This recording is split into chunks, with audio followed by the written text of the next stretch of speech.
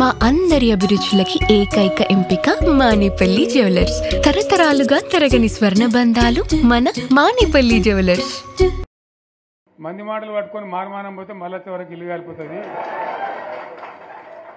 వీళ్ళని నమ్మితే అమాంతం మింగుతారు, మోసపోతాం.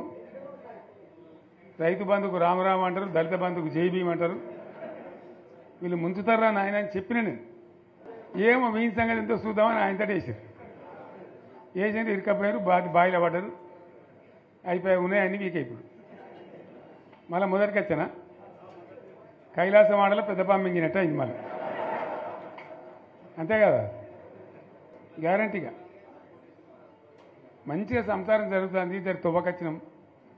రైతులు ఇంత ముఖం తెలివి అవుతుండ్రి, ఇంత బాకీలు కట్టుకుంటుండ్రి.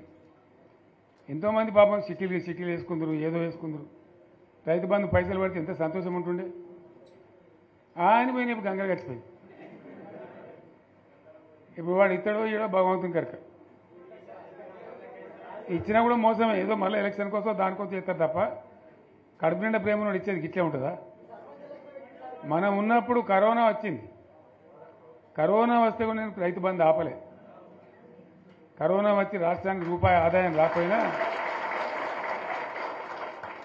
వ్యవసాయం అయితే జరగాలి కదా, తప్పద్దని చెప్పి ఈవెన్ కరోనా ఉంటే కూడా రైతు బంధు ఆపలే.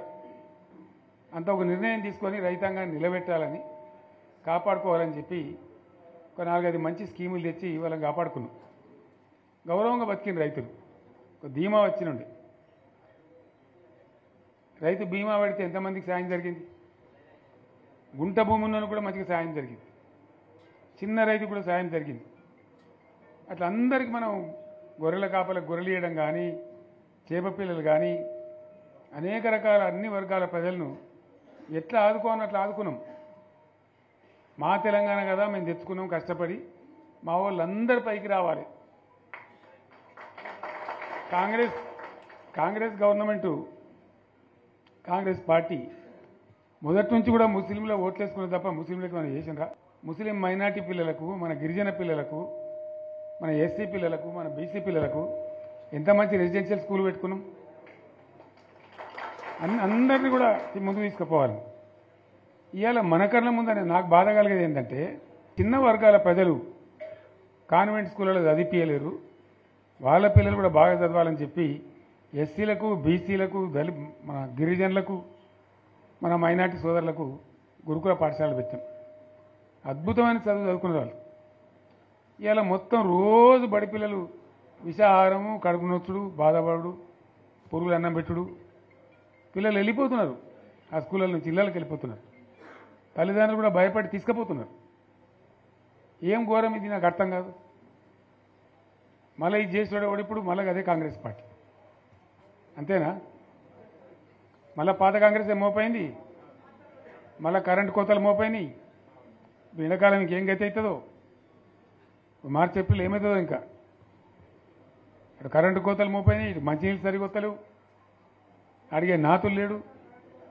ఎవడన్నా గట్టిగా నిలదీసి అడితే వాడిని పోలీస్ స్టేషన్లో పట్టేయడం. ఇదేనా రాజ్యం? ఇట్లే ఉంటుందా రాజ్యం? ఎందుకు వచ్చింది ఈ పరిస్థితి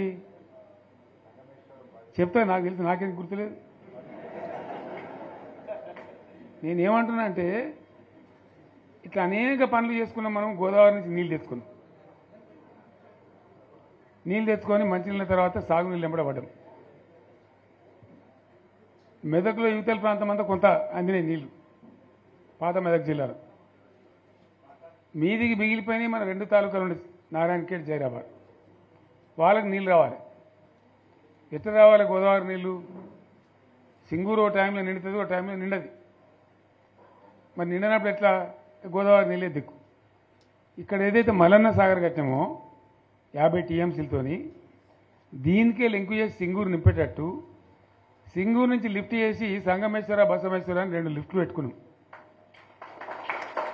2 తాలూకాలకు, రెండింటికి కూడా లక్ష ఎకరాల పైచీలకు వచ్చేటట్టు ఎకరాల నీళ్ళ స్టెట్ పెట్టుకున్నాం. టెండర్లు పిలిచినాం, పనులు స్టార్ట్ అయినాయి, గుత్తేదారులు వచ్చిండ్రు, పనులు మొదలుపెట్టిండ్రు. ఇవాళ ఈ కాంగ్రెస్ గవర్నమెంట్ ఆ టెండర్లు ఎందుకు ఆపింది? సంగమేశ్వర, బసవేశ్వర ఎత్తిపోతల పథకాలు ఎందుకు నిలిపేసింది? ఎవరి కోసం నిలిపేసినట్టు?